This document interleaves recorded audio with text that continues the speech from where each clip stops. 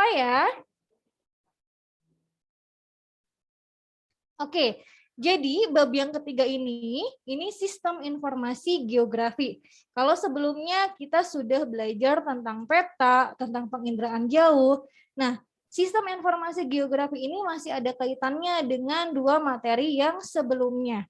Oke, sebetulnya sistem informasi geografi ini tuh seperti apa sih? Ini bisa dibilang materinya itu materi apa ya? Aplikatif gitu. Jadi kayak penginderaan jauh kan itu juga aplikatif ya. Sama kayak peta juga aplikatif. Jadi betul-betul sebetulnya akan lebih ngerti kalau kalian langsung praktek ya. Tapi semoga penjelasan teoriknya yang Ibu jelaskan sekarang mudah-mudahan bisa ketangkep walaupun kalian tanpa praktek ya. Nah, jadi nanti yang kita akan pelajari di sistem informasi geografi ini, yang pertama ada konsep dasarnya. Jadi kita pengen tahu dulu nih sistem informasi geografi itu seperti apa. Kemudian di dalamnya itu apa aja komponen dari si SIG ini. Ada juga tahapan kerjanya itu seperti apa. Dan yang terakhir adalah manfaat sistem informasi geografi. Ya. Oke, kita mulai. Pertama dari konsep dasarnya dulu. Nah, jadi kalau SIG ini atau sistem informasi geografi, atau kalau misalnya bahasa Inggrisnya ini dikenal dengan Geographic Information System (GIS) ya. Nah, ini karena di sini adalah sistem. Berarti kalau sistem di sini akan ada suatu sistem informasi yang mampu mengelola atau mengolah informasi yang terkait atau memiliki rujukan ruang atau tempat. Nah, nanti yang akan dibahasnya itu berkaitan dengan informasi keruangan, berhubungan dengan informasinya itu spasial, ya, berhubungannya dengan keruangan atau tempat. Pokoknya kalau di geografi, ketika ada yang bilang ruang di geografi, ruang itu apa sih? Ruang. Ibu mau tanya dulu. Hah? Tempat, Bu. Tempat. Yang ditempati oleh sesuatu. Tempat yang ditempati oleh sesuatu. Nah, jadi kalau misalnya kalian, Ibu bilang ruang, ruang itu apa sih? Kalau misalnya di geografi ya, kalau misalnya kalian bayangkan, kalau yang dibayangin nih, ruang itu nggak hanya, oh Bu, kalau ruang itu kayak apa ya, kayak ruang tamu atau kamar tidur atau apa ya, pokoknya yang disekat sama tembok gitu ya. Nah, jadi kalau di geografi itu enggak seperti itu. Nah, jadi yang dimaksud ruang di geografi ini artiannya lebih luas. Jadi kan kalau kita nih, kalau ada yang bilang ruang, pasti oh itu tuh kayak tempat yang disekat-sekat sama tembok gitu ya, ruang kelas atau ruang keluarga gitu. Nah, enggak. Jadi kalau di geografi, ruang yang dimaksud ini adalah menunjukkan suatu tempat atau suatu wilayah. Jadi nanti yang akan dibahas oleh sistem informasi geografis, pokoknya dia tuh informasinya berkaitan dengan ruang atau tempat. Nah, di sini ada definisi sistem informasi geografi menurut Bako Surtanal. Nah, Bako Surtanal ini badan yang bikin peta biasanya ya. Bako Surtanal ini menjabarkan sistem informasi geografi ini sebagai kumpulan yang terorganisir. Karena kan di sini suatu sistem. Kalau sistem itu kan berarti nanti ada kumpulan ya. Kumpulan yang terorganisir dari perangkat keras komputer.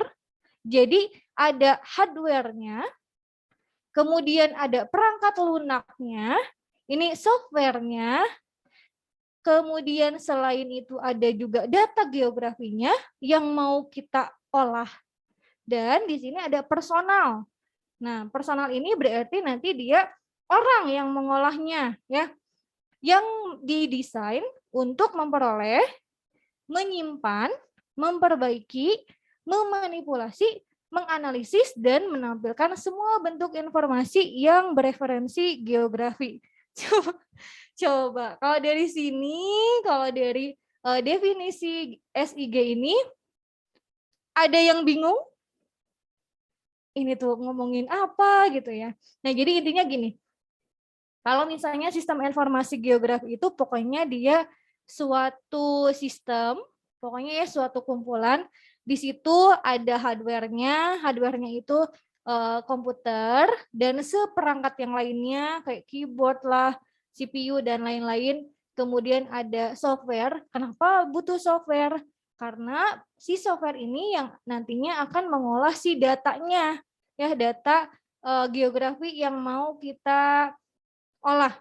Jadi softwarenya ini kalau kalian pernah dengar Map Info, ArcGIS, ArcView, nah yang kayak gitu-gitu, pokoknya software tentang pemetaan itu digunakan dalam SIG ini. Kemudian juga di situ ada data geografinya. Nah, data geografi ini nah data geografi ini nanti ada data yang diperoleh dari peta, ada data yang diperoleh dari citra, yang kemarin citra hasil dari penginderaan jauh, ada juga yang diperolehnya dari lapangan. Nah, jadi semua datanya nanti dikumpulkan, diolah, ya, kemudian udah diolah, dianalisis, akhirnya nanti melahirkan suatu data geografi yang baru sesuai dengan tujuan awalnya itu dia mau menganalisis apa gitu ya. Semoga ngerti ya seiring berjalannya waktu. Pokoknya kalau ada yang bingung boleh ya langsung ditanyakan. Nah, di sini kita lanjut ke subsistem SIG. Nah, subsistemnya ada 3, ada input. Input ini berarti nanti masukan ya. Ada input, ada data management, sama manipulation, kemudian di sini ada outputnya. Nah, yang pertama input dulu. Jadi input ini dia berperan untuk mengambil, mengumpulkan, dan mengubah data ke dalam bentuk digital yang dapat diterima dan dipakai dalam SIG. Nah, datanya ini dia bisa ada 2. Yang pertama ini data spasial. Data spasial ini berarti kan dia berhubungannya dengan keruangan ya. Nah, data spasial ini menunjukkan ruang, lokasi, atau tempat-tempat di permukaan bumi. Biasanya data spasial ini diperolehnya itu dari peta dan citra. Nah, nanti di input ya, di input si peta mana nih yang kira-kira dibutuhkan atau citra mana nih yang kira-kira dibutuhkan, nanti di input yang nantinya akan kita olah yang ini ya. Tapi selain data spasial, di sini juga ada data atribut. Nah, kalau data atribut ini biasanya berupa deskripsi. Nah, data atribut ini bisa diperolehnya itu dari data lapangan. Misalnya, kita udah tahu nih, udah ada nih petanya ya. Udah ada petanya. Ibu kasih contoh dulu deh. Misalnya, untuk membangun tempat pembuangan sampah. Nah, kalau misalnya kita mau menganalisis di mana nih kira-kira tempat yang cocok untuk membangun TPS, tempat pembuangan sampah akhir, ya. Nah, kalau misalnya kita mau bikin TPS itu nggak bisa sembarangan kan, ya, nggak bisa sembarangan, harus ada beberapa data yang kita analisis dulu. Salah satunya apa? Kalau misalnya kita mau bikin tempat pembuangan sampah. Apa aja data yang kita perlukan? Topografinya, Peta Bu. pemukiman, Bu. Oke. Kalau kata Safa, topografinya. Topografi diperlukan untuk apanya? mengetahui tingkat kesuburan tanahnya sih Bu. Jadi kan kalau tanahnya di situ dia subur, kan kalau dijadiin tempat pembuangan sampah kan nggak layak gitu Bu. Kalau subur, bagus nggak buat tempat pembuangan sampah? Sayang gitu Bu, jadi kurang Sayang ya. termanfaatkan. Mendingan kalau misalnya tanahnya subur, mending dipakai untuk vegetasi ya, mau itu sawah, ladang atau apa gitu. Nah, oke. Pertama, bukan topografi sih sebetulnya. Peta jenis tanah ya, atau peta kesuburan tanah. Ya itu tuh maksud saya Bu. Terus tadi kata Taufik, Sama nambah sama peta geomorfologi juga. Peta geomorfologi. Geomorfologi itu untuk apa? Jadi kan gini kan Bu, kalau kita ngomong geomorfologi kan kita harus tahu apakah di sekitarnya itu ada bentang alam. Salah satunya contohnya mungkin fluvial yang hubungannya kan sama sungai. Nah, kita kan kayak pembuatnya itu kita gabungin sama peta pemukiman dan juga geomorfologi, jadi bisa tahu kalau TPS itu tuh sebenarnya nggak boleh dibangun dekat pemukiman dan amdalnya terhadap sungai itu nggak terlalu gede. Takut nanti mencemari gitu. Iya. Oke. Geomorfologi, terus tadi peta pemukiman ya? Pemukiman, ya, oke. Biasanya kalau pemukiman, kalau tempat pembuangan sampah itu harus di dekat pemukiman? Ya enggak dong ya, harus yang jauh. Iya.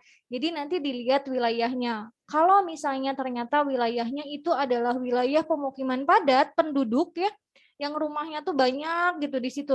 Yang kita juga nggak mungkin oke, kayaknya tempat pembuangan sampahnya di sini aja. Nah, nanti tahu-tahu bisa didemo sama masyarakat di sekitarnya ya.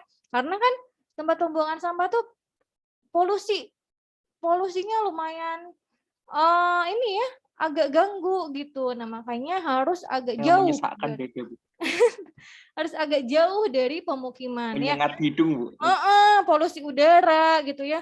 Terus belum lagi misalnya nih, apalagi tempat pembuangan sampah akhir ya, yang itu tuh akumulasi dari beberapa tempat dibuangnya ke situ. Kalau di Bandung itu Ibu udah pernah bilang ya, ada di Lewi Gajah. Nah, kalau di Jakarta tuh apa sih? Bantar Gebang. Bantar Gebang, Bu. Nah, yang kayak gitu.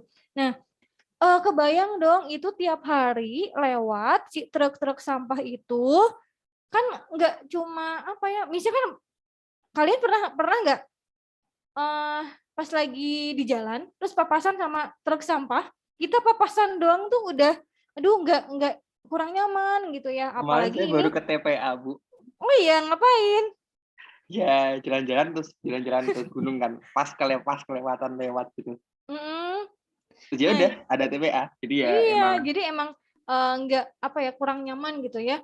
Nah, jadi si tempat pembuangan akhir ini harus dipikirkan matang-matang, jangan sampai nanti merusak lingkungan, jangan sampai nanti merugikan juga masyarakat sekitar. Nah, makanya harus kita ngumpulin dulu nih beberapa data yang nantinya kita olah sampai akhirnya kita menemukan suatu tempat yang dirasa paling cocok nih. Oke, di sini kayaknya yang paling bagus nih untuk dibangun tempat pembuangan akhir sampah gitu. Tadi ada pemukiman. Kalau pemukimannya ternyata padat nggak boleh ya, jangan, harus yang jauh. Kemudian juga apa tadi tuh kata Safa tuh tanahnya, kalau tanahnya subur sayang kalau dijadikan sebagai tempat pembuangan sampah, mending dipakai untuk yang lain ya, ditanami vegetasi. Nah, kemudian juga jaringan jalan. Jaringan jalan itu yang aksesnya lumayan bisa dijangkau. Soalnya itu si truk sampah, tahu kan ya segede apa? Nah, itu tuh pasti dia akan mondar-mandir tiap hari. Jadi jaringan jalannya dekat juga. Rumah saya langganan lewat, Bu. Oh iya. Nah, jadi jaringan jalannya juga harus diperhatikan. Nah, nanti kita kan membutuhkan beberapa peta ya. Tadi misalnya peta jenis tanah kayak gitu. Peta geomorfologi kalau tadi kata Taufik, karena kita pengen tahu dulu di situ tuh ada bentang alam apa aja. Misalnya kalau dekat sungai kayaknya takut mencemari sungai gitu. Nah, nanti si data-data spasial itu yang dari peta atau dari citra kita gabungkan dulu, kita kumpulin dulu. Nah, kalau misalnya ternyata kita butuh nih butuh data tambahan, misalnya jumlah penduduknya ada berapa sih, kayak gitu ya. Nah, ini bisa yang data atribut. Ini biasanya dapatnya itu dari lapangan ya. Bisa dari lapangan atau bisa juga dari BPS, dari apa namanya tuh Badan Pusat Statistik ya. Pengen tahu nih di situ tuh misalnya tadi jumlah penduduknya ada berapa sih? Tuh, kemudian informasi yang lain-lainnya yang biasanya ini berupa deskripsi. Nanti keduanya ini kita gabungkan, kita olah di sini ya. Nah, selain ini kan ada dua nih datanya ya. Nah, ini jenis datanya ini biasanya ini tuh untuk data spasial ya. Jadi jenis data ini kita ada dua, ada raster sama vektor. Kalau data raster ini tuh berupa pixel atau grid. Kalau vektor ini berupa titik, garis, dan poligon. Sekarang kalian kan punya handphone masing-masing dengan kameranya ya. Kalau kalian foto nih, foto kalian. Terus coba di zoom sampai paling gede banget gitu ya si zoomnya itu, nanti akhirnya kalian itu akan mendapatkan, jadi apa ya, gambarnya itu bukan kayak gambaran lagi, tapi berupa pixel-pixel. Pernah nyobain nggak? nanti ibu tunjukin nih. Coba mana ya? Oh ini. Nah, kalau kalian pernah nyoba salah satu foto kalian, coba kalian zoom in sampai gede banget ya, sampai paling gede. Nanti itu bentuknya akan kayak ini nih, kayak pixel-pixel gitu, kayak kotak-kotak gitu, kayak gini. Nah, ini namanya data raster yang berupa pixel. Kalau yang vektor, datanya itu berupa titik, garis, dan poligon. Kalian boleh ya nanti cobain foto kalian coba zoom in sampai gede banget, nanti di situ pasti akhirnya tuh bakal ada pixel-pixelnya gitu. Mungkin yang handphonenya Oppo Reno nggak bisa nyobain, Bu. Kenapa emang? Kan mereka punya fitur kualitas walaupun di zoom in sampai berapa ratus kali nggak pecah, Bu. Emang sebagus itu? Katanya boleh. Branding, Bu, branding. Boleh dicoba, soalnya biasanya pasti kayak gitu ya. Jadi kalau misalnya udah gambarnya pecah nih, itu pasti nanti ada pixel-pixelnya gitu ya. Nah, si kamera juga nanti berkaitannya dengan pixelnya itu berapa ya. Ada yang berapa megapiksel gitu. Nah, nanti kualitasnya juga beda-beda. Nah, kalau vektor ini yang tadi ada titik, ada garis, sama ada poligon. Biasanya dua jenis data ini data yang spasial sih. Kalau atribut kan dia berupa deskripsi ya. Nah, ini untuk inputnya. Jadi nanti ini yang akan kita olahnya ya. Nah, kemudian di sini di subsistem yang kedua ada data management dan manipulation. Jadi di sini yang pertama data management dulu nih. Di sini mengorganisasikan baik data spasial maupun data atribut ke dalam sebuah basis data sedemikian rupa sehingga nanti mudah dipanggil. Mudah dipanggil tuh gimana ya? Jadi kalau kalian nih kan udah di-save nih ya, udah di-save di komputer. Kalau kalian butuh lagi tuh bisa dibuka lagi gitu ya. Nah, kemudian bisa istilahnya quick access, Bu. Ya gitu ya. Ini mudah dipanggil, takut kalian apa gitu mudah dipanggil. Kemudian juga nanti dia bisa diupdate dan bisa diedit sesuai dengan kebutuhannya masing-masing. Nah, kemudian kalau untuk data manipulation di sini menentukan informasi-informasi yang dihasilkan oleh SIG untuk melakukan manipulasi dan pemodelan data untuk menghasilkan informasi yang diharapkan. Nah, nanti misalnya kita tadi udah punya beberapa data spasial ya. Kita mau mau memanipulasi itu apa ya? Ngedit lah ya. Ngolah gitu ya. Mau mengolah. Nah, nanti disesuaikan dengan apa yang kita butuhkan, apa tujuan kita. Misalnya kayak tadi, Ibu kasih contohnya ketika kita mau mendirikan suatu tempat pembuangan sampah, ya. Datanya udah dapet, nanti kita manipulation. Nah, di sini ada beberapa cara, bisa pakai buffering, bisa pakai scoring, bisa pakai overlay. Nah, nanti ini Ibu akan jelaskan lebih lanjut nih, yang ini nih, ya.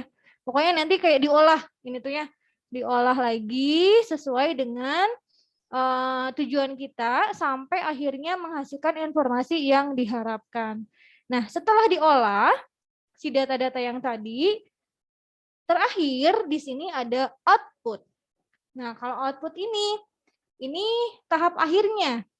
Udah diolah nih sedemikian rupa sampai akhirnya outputnya itu dia penyajian data menampilkan atau menghasilkan seluruh atau sebagian baris data baik dalam bentuk soft copy maupun hard copy. Nah, jadi kan soft file-nya ada nih, soft file hasil pekerjaan kita ada.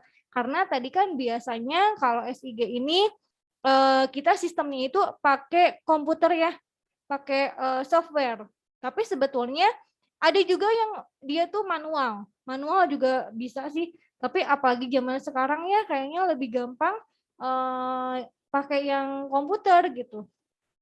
Nanti hasilnya itu bisa dalam bentuk soft copy-nya atau bisa juga dalam bentuk hard copy.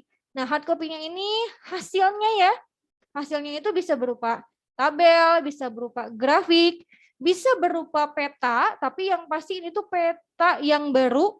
Kan tadi petanya misalnya ada 3 ya, peta jenis tanah, peta jaringan jalan, peta kepadatan penduduk misalnya ya.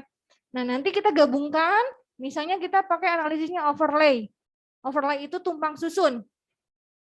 Akhirnya menghasilkan peta yang baru di sini dan lain-lain ya. Kemudian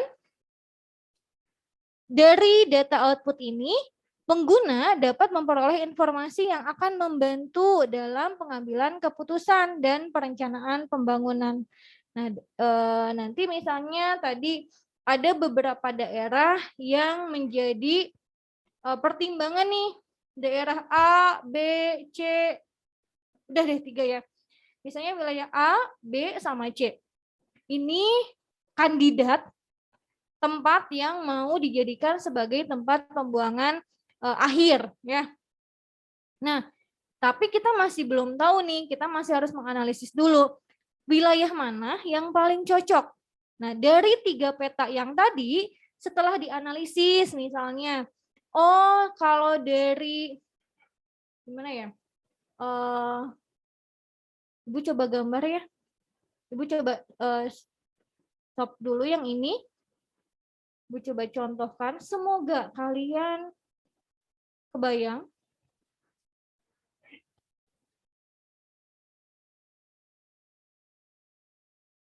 Soalnya ini kalau nggak praktek,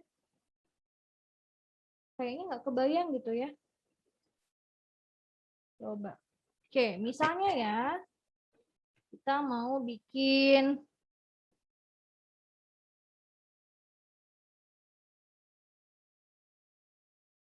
ini share screen hidup. Ibu udah kelihatan ya? Tempat ini tuh sebutnya TPA ya.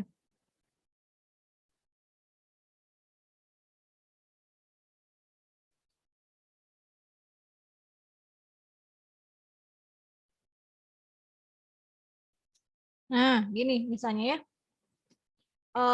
Kita tadi ada peta,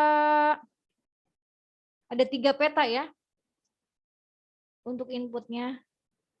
Peta yang pertama adalah peta kesuburan tanah.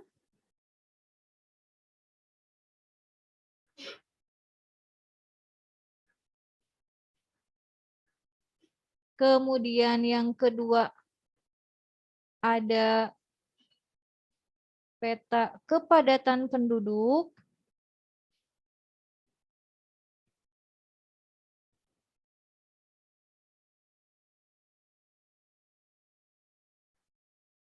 Kemudian ada peta jaringan jalan misalnya nih. Aduh, sorry ya Kalau Bu, tulisannya. Ya? saya mau nanya Bu, Mm-mm. tadi kan yang di data manipulation itu kan dia ada 3 jenis cara memanipulasinya kan Bu ya. Iya. Ada overlay, ada buffering, sama ada scoring ya Bu ya. Scoring, betul. Kalau yang overlay itu kebetulan saya tahun lalu pernah diajarin sama Pak Heru untuk overlay itu saya udah alhamdulillah ngerti Bu.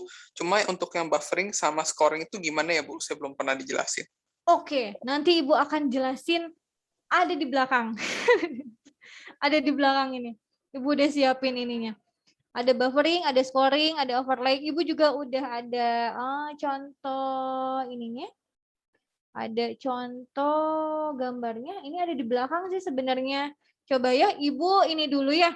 Ibu yang ini dulu nih. Ini juga sebenarnya nanti ada bisa overlay, tapi ini manual. By the way, ini ibu yang lagi nulis ini kelihatan kan ya? Jelas, Ininya Bu, jelas. screen-nya ya kelihatan ya? Oke. Jelas.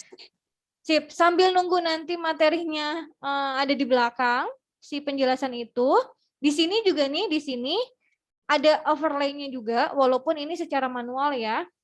Nah, jadi nanti kalau overlay kan itu tumpang susun ya. Misalnya di sini ada peta kesuburan tanah. Duh, Ibu agak kesulitan nih kalau pakai Gpen. Bu, ini anggap aja bagus, anggap aja lurus. Ada 3 ya petanya. Misalnya ada satu daerah.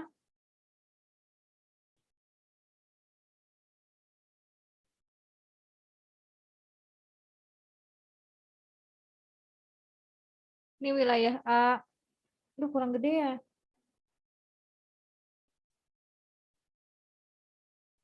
Bentar. Ibu gedein biar gambarnya enak.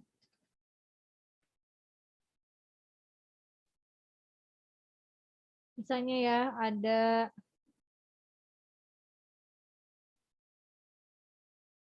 Ibu ngarang aja sih gambarnya.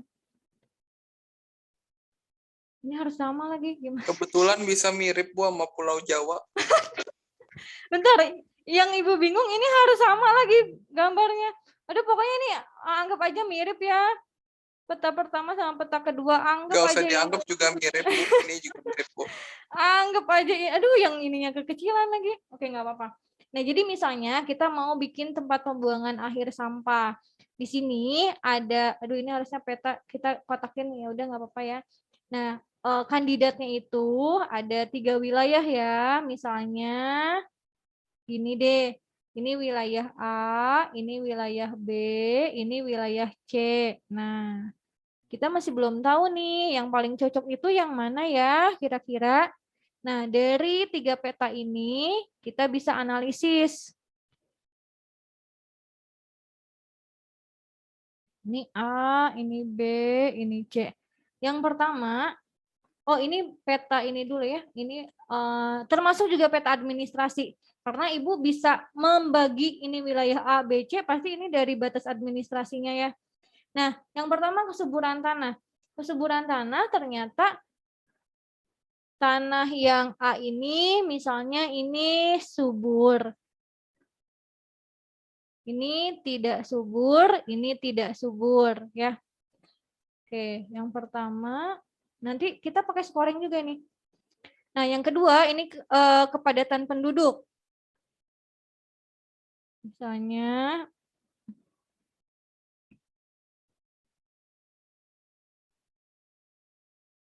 nah, satu bulatan itu bisa mewakili berapa ya? 1000 penduduk gitu misalnya ya.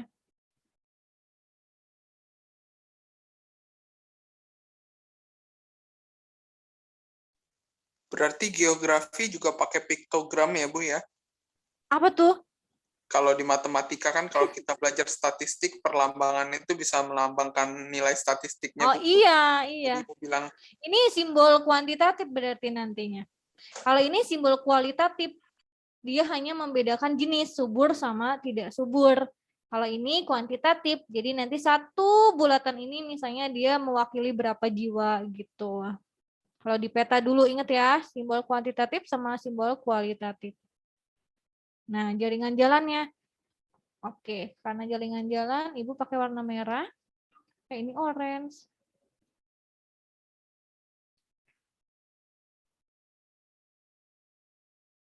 Mohon maaf ya, ini agak ngasal sebenarnya, tapi semoga kalian bisa mengerti.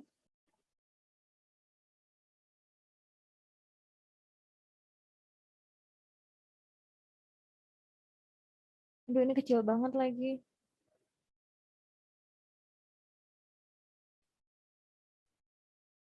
Oke. Dari 3 peta ini kita overlay-kan.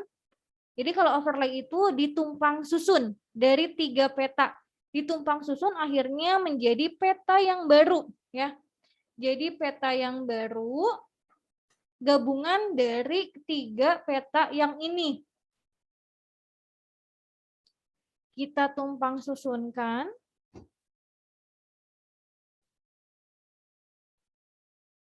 Misalnya, aduh ini PR banget Ibu harus sama ya. Bentar. Oh, no.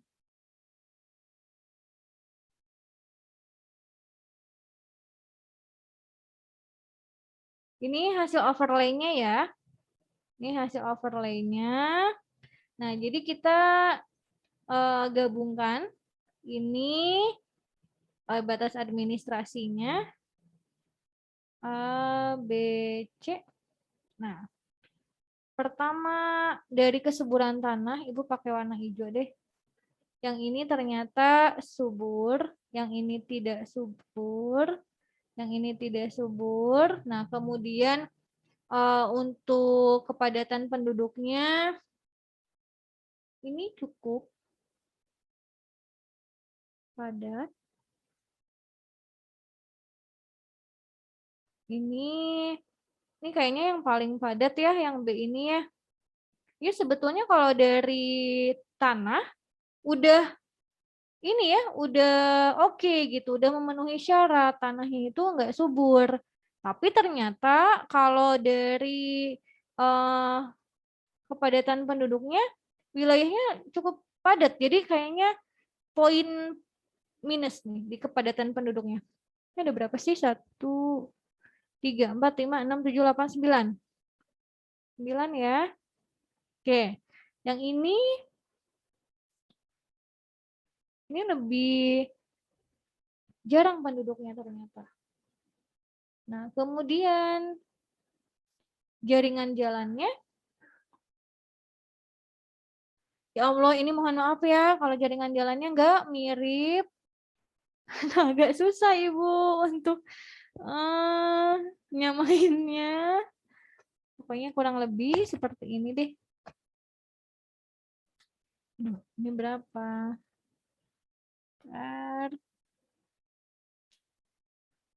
Oh, yang ini jaringan jalannya karena dia masih jarang penduduknya, jadi masih lega banget nih jalannya. Mohon maaf ya, teman-teman ya, kalau ini nggak mirip. Oke. Nah, jadi overlay itu tumpang susun. Jadi dari beberapa jenis peta menghasilkan peta yang baru. Ya, ini harusnya dikotakin ya. Ini harusnya kita kotakin. Ini peta kesuburan tanah, ini peta kepadatan penduduk. Kemudian ini peta jaringan jalan. Sampai akhirnya kita overlaykan menjadi sebuah peta yang baru. Nah, udah nih, udah dapat ada 3. Sekarang kita analisis mana yang paling cocok. Dari mulai pertama. Menurut prediksi saya yang C, Bu. Kenapa sih sahabat tuh suka prediksi udah kayak ini? Kan kalau prediksi belum tentu benar, Bu. Udah kayak peramal ya. Oke. Kan kita ada namanya itu Bu, geographical forecasting, Bu. Geografi apa? Forecasting. Broadcasting? Forecasting. Aku dengannya broadcasting. Peramal. Ya, meramal cuaca, Bu, peramal cuaca. Oke, BMKG kali. Oke, nah di sini ada 3 ini ya, ada 3 indikator. Yang pertama ini yang satu ini kesuburan tanah. yang kedua ini kepadatan penduduk, yang ketiga ini jaringan jalan. Nah, wilayah A dari kesuburan tanahnya dia subur, berarti nilainya berapa? 1, 2, 3. Dari yang paling sesuai sampai enggak? Berapa nilainya? 1, Bu. 1. Karena dia subur. Kalau subur kan enggak masuk kriteria ya. Kemudian kalau yang ini sama ya, gimana dong? Kita mana yang mau 2, mana yang mau 3? Ini sebenarnya Samain sama. aja, Bu. Sama-sama subur, sama-sama tidak subur, Bu. Berapa? 3 ya? 3 aja, Bu. Pokoknya ya 3 misalnya. Terus yang B ini kepadatan penduduk. Kalau kepadatan penduduk, mana yang paling jarang? Berarti yang C ya. Yang C ini dapat skornya 3.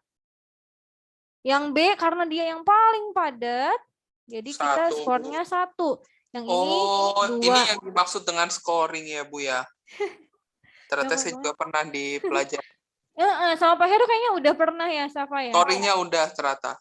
Bufferingnya berarti belum, Bu. Buffering, oke. Bufferingnya bukan buffering YouTube ya. Beda. Nanti Ibu jelasin.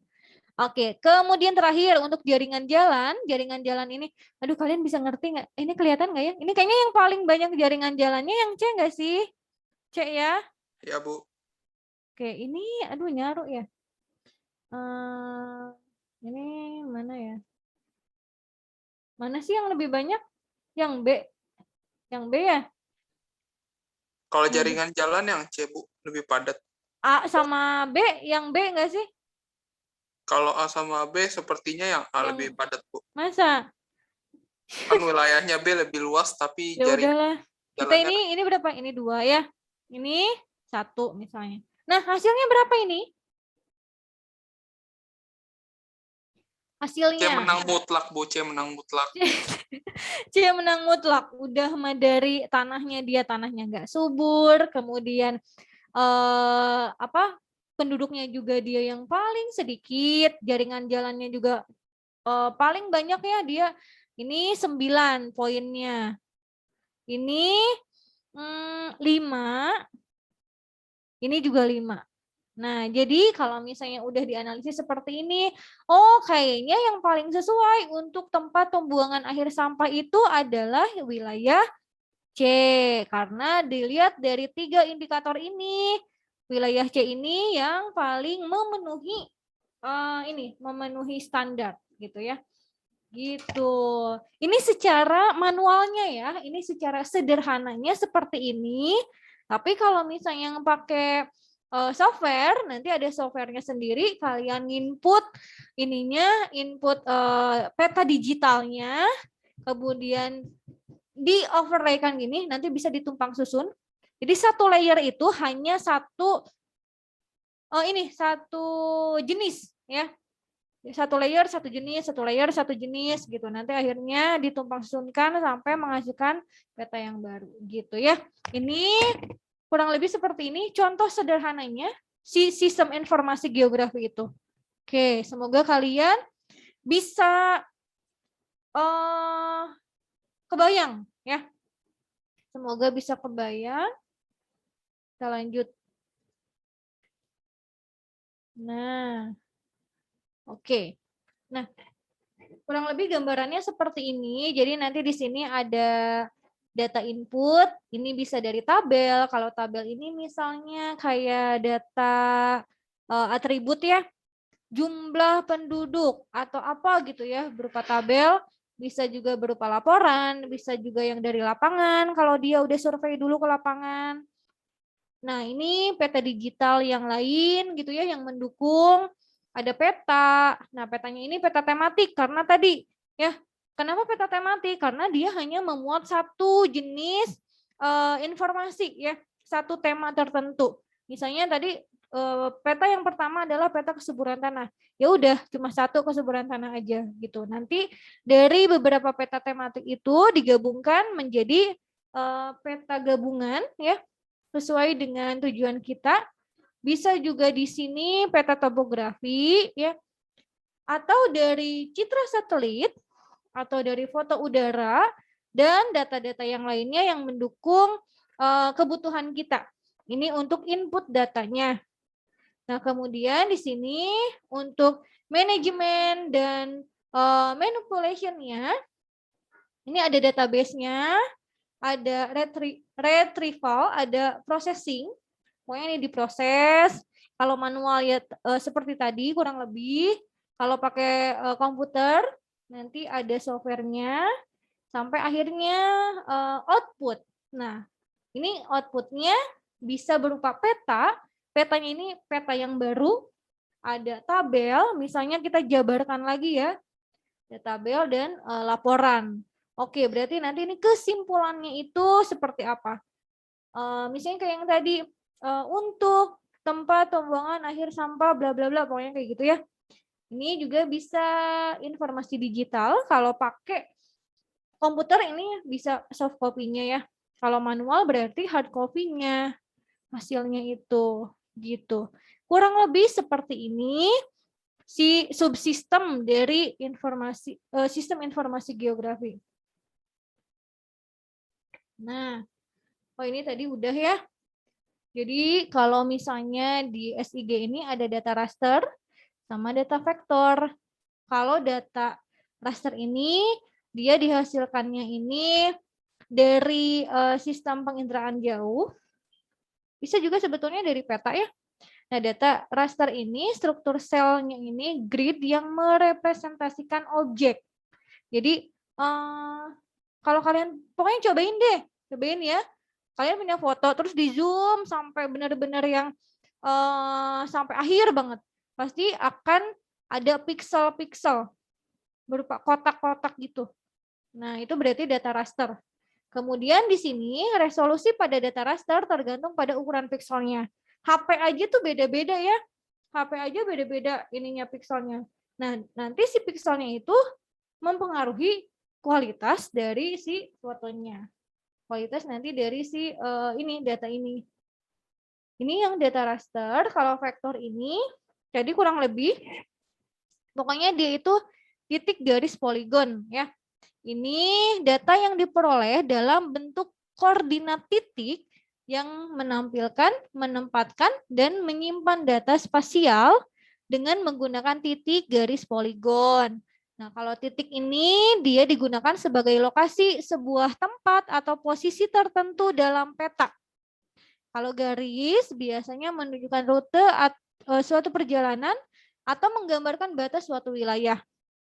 Kan kalau misalnya batas administrasi kayak tadi ya, itu pasti garis. Ya.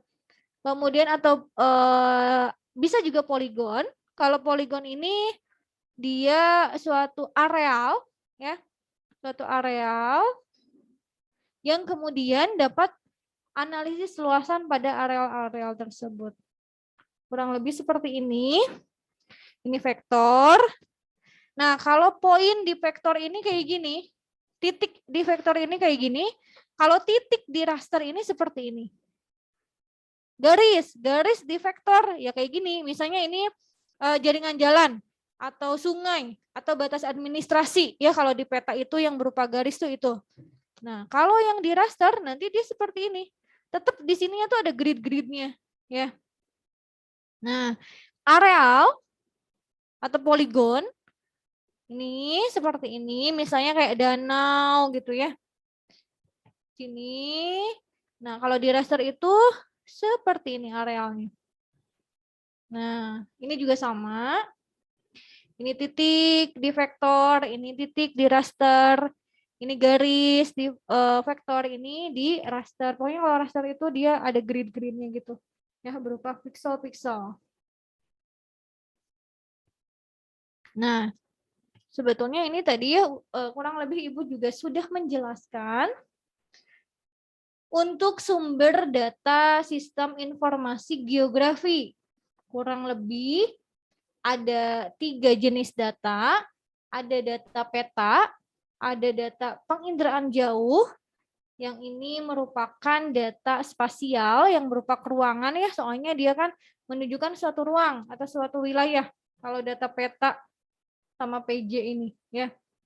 Misalnya peta geologi atau peta jenis tanah yang akan digunakan sebagai masukan dalam SIG, kemudian dikonversikan atau diubah ke dalam bentuk digital Nah, kayak tadi ya kalau tadi kan Ibu cobanya versi manualnya ya. Tadi kan ada beberapa peta ya. Ada beberapa peta kesuburan tanah gitu. Ada peta jaringan jalan, kemudian ada peta kepadatan penduduk. Nanti dikonversikan dulu dia ke dalam bentuk digital. Kalau dia akan pakai komputer. Kalau manual ya udah bisa langsung manual aja. Kita dari lembaran petanya.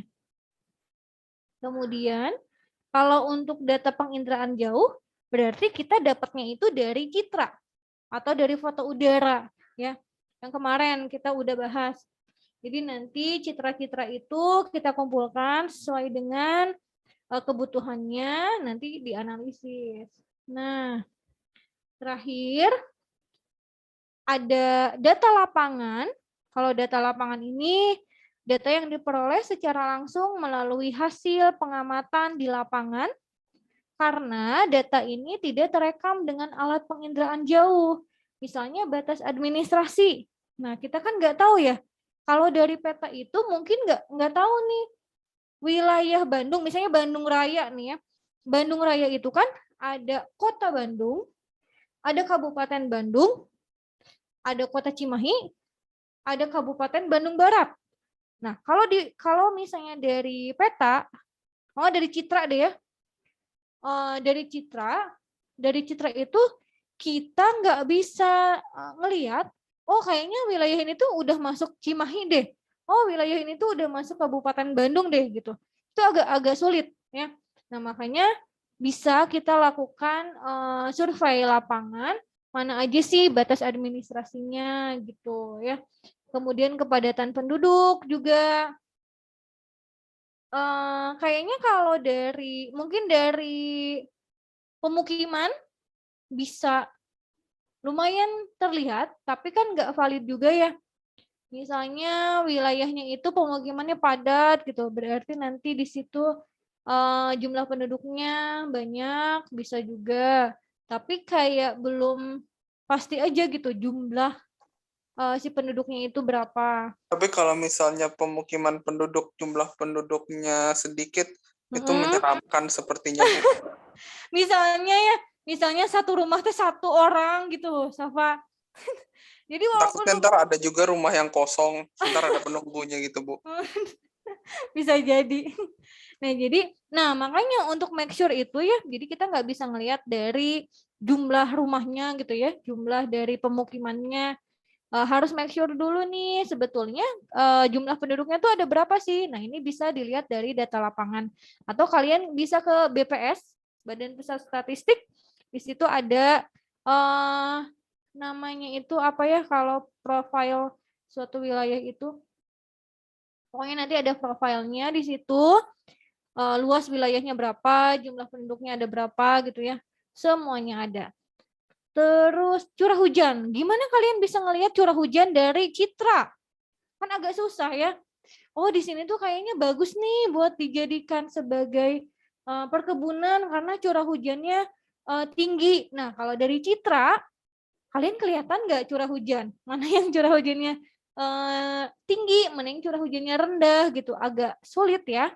Nah, makanya ini juga bisa diperolehnya dari lapangan. Apalagi nih?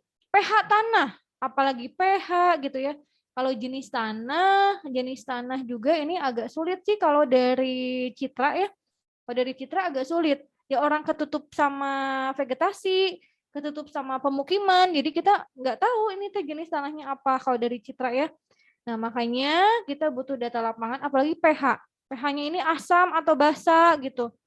Tahu-taunya di situ mau bikin perkebunan, tahu-tahu di situ tuh tanahnya ini gambut. Nah, jadi kan nggak bisa ya kalau tanahnya gambut. pH-nya nggak netral gitu. Jadi nggak cocok kalau dijadikan sebagai perkebunan. Nah, makanya harus dilihat-lihat lagi nih data pendukung yang lain. Ada, Bu, ada yang cocok perkebunannya, Bu. Apa? Kelapa sawit. Sawit bisa. Ada orang Kalimantan nggak ya di sini? Kayaknya ini Jawa dan Sumatera ya adanya. Oh, ada Kalimantan, tapi kayaknya nggak ada. Jasmine dari Kalimantan kalau nggak salah. Kemudian lanjut ya, ada kemiringan lereng. Nah, sebetulnya kemiringan lereng ini kalau dari peta bisa ya kita ngelihat ya. Peta topografi bisa. Tapi kalau dari citra di sini nih. Kenapa data lapangan ini dibutuhkan? Karena datanya ini tidak direkam oleh alat penginderaan jauh. Nah, kemiringan lereng sebetulnya bisa dari citra dari peta topografi gitu. Suhu, apalagi suhu ya. Suhu, kecepatan angin, dan gejala gunung api. Mau lihat nih gunung apinya ini dia aktif atau enggak gitu. Kan agak jauh, makanya dibutuhkan selain data spasial ini dari peta sama dari penginderaan jauh, dibutuhkan juga data lapangan untuk memastikan ya data-data kita ini valid dan jadi nanti analisisnya itu tepat ya. Oke. Nah, selanjutnya di sini ada komponen sistem informasi geografi. Jadi SIG ini kan merupakan suatu sistem. Jadi di dalamnya itu ada komponen-komponen yang saling berkaitan dan mendukung. Nah, pada dasarnya komponen-komponen tersebut dapat dibedakan menjadi perangkat keras dan perangkat lunak. Jadi nanti ada hardware, ada software. Tapi kayaknya kalau misalnya udah ada hardware, udah ada software, tapi orangnya ini nggak bisa nggak bisa mengoperasikannya, ya sama aja bohong gitu ya. Itu Makanya bahasa Korea, Bu, sama juga bohong. Hah? Kalau kata Chef Juna, bahasa Koreanya sama jubong. sama jubong. Oke.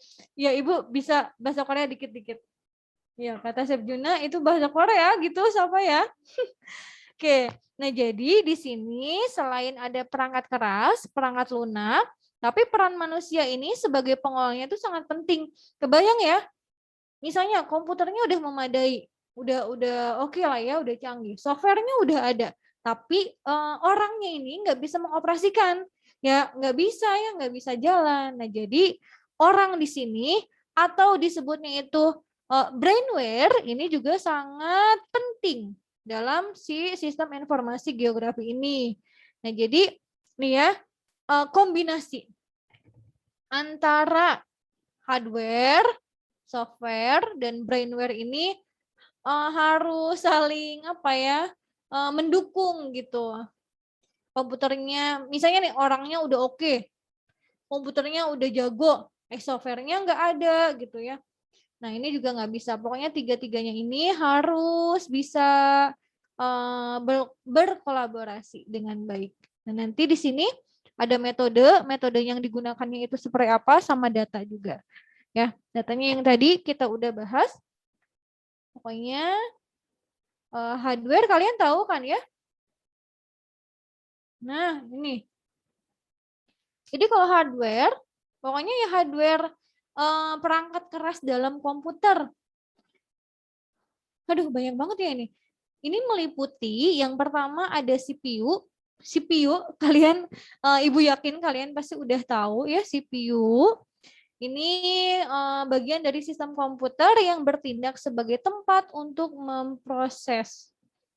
Kemudian ada RAM, RAM ini nanti beda-beda ya. RAM-nya itu berapa kapasitasnya, ada storage. Kalau zaman dulu ya CD-ROM, ya Allah CD-ROM sekarang kayaknya udah nggak ada ya. Kemudian ada input device. Nah ini input device ini peralatan yang digunakan untuk memasukkan data ke dalam program SIG. Ada keyboard, mouse, digitizer, scanner, kamera digital, dan lain-lain. Kemudian ada output device, ini ada monitor, printer, misalnya hasil dari SIG-nya itu kita mau dalam bentuk hardware ya. Kok hardware sih? Hard copy, mohon maaf ya. Dalam bentuk hard copy, jadi harus di print. Nah ini juga termasuk output device. Terus juga ada peralatan yang lainnya, kabel jaringan, modem. Banyak lah ini. Pokoknya Ibu yakin sih kalian pasti udah ngerti ya. Jadi hardware ini tuh apa aja?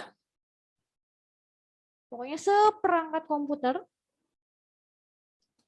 Nah, kalau software ini ada beberapa software yang digunakan untuk ini buat bikin peta ya, yang mendukung untuk sistem informasi geografi. Jadi di sini perangkat lunak atau software yaitu komponen sistem informasi geografi yang berupa program-program yang mendukung kerja SIG seperti input data, proses, dan output. Nah, di sini ada beberapa nih. Walaupun di sini sebetulnya masih banyak ya yang lainnya. Ada ArchInfo, ada ArchView, ada MapInfo. Kalau dulu Ibu pas zaman kuliah, Ibu pakai AirMapper. Ibu pakai AirMapper, pakai MapInfo juga zaman dulu ya, zaman kuliah dulu. Kemudian ada Idrisi, ada banyak lah, ada AutoCAD, GIS, dan lain-lain. Ya, pokoknya softwarenya.